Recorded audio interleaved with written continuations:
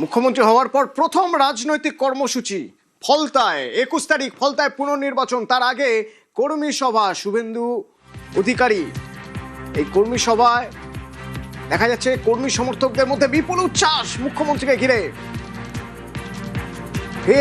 ফের একবার ভোটের আগে কি বার্তা দেবেন তিনি, তা দেখার আগে একবার সেই উচ্ছ্বাসের ছবিটা দেখে নিন। এই দেখুন,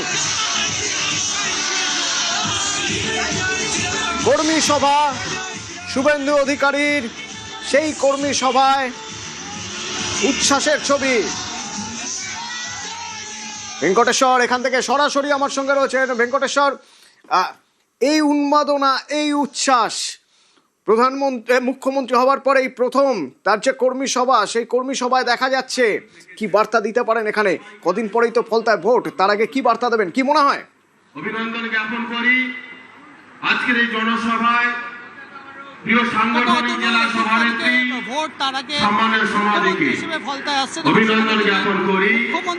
এই মঞ্চে আলোচিত করে রয়েছেন আমাদের প্রিয় রাজনৈতিক লোকসভার সাংসদ সম্মানীয় জ্যোতির্ময় দাকে শুভেন্দু অধিকারী সম্মান এবং সম্বর্ধনা জ্ঞাপন করি। মঞ্চে উপস্থিত সম্মানীয় বিধায়কগণকে এবং সম্মানিত মঞ্চের সবাইকে।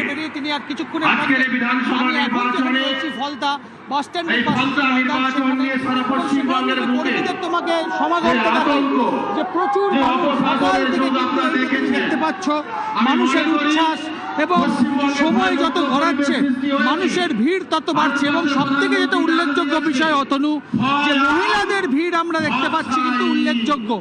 সকাল থেকে একে একে ফলতার বিধানসভা এলাকার মানুষজন তারা আসছেন, এবং এখানে শুভেন্দু অধিকারী মুখ্যমন্ত্রী হওয়ার পর প্রথম কোনো সভায় বক্তব্য রাখবেন প্রকাশ্যে। সেই জায়গা থেকে শুভেন্দু অধিকারী কি বার্তা দেন সেদিকে তাকিয়ে রয়েছে রাজনৈতিক মহল। অন্যদিকে তোমাকে অন্যদিকে ছবিটা দেখাই, এক প্রান্ত মঞ্চের যে মঞ্চ, তার এক প্রান্ত মহিলাদের জন্য এবং অন্য প্রান্ত পুরুষদের জন্য, সেখানেও কিন্তু তিল ধারণের জায়গা নেই। অর্থাৎ আগামী 21 তারিখে যে নির্বাচন, তুমি জানো যে নির্বাচনের আগে বিরোধী দলনেতা হিসেবে শুভেন্দু অধিকারীকে বারবারই কিন্তু এই ডায়মন্ড হারবার ফলতায়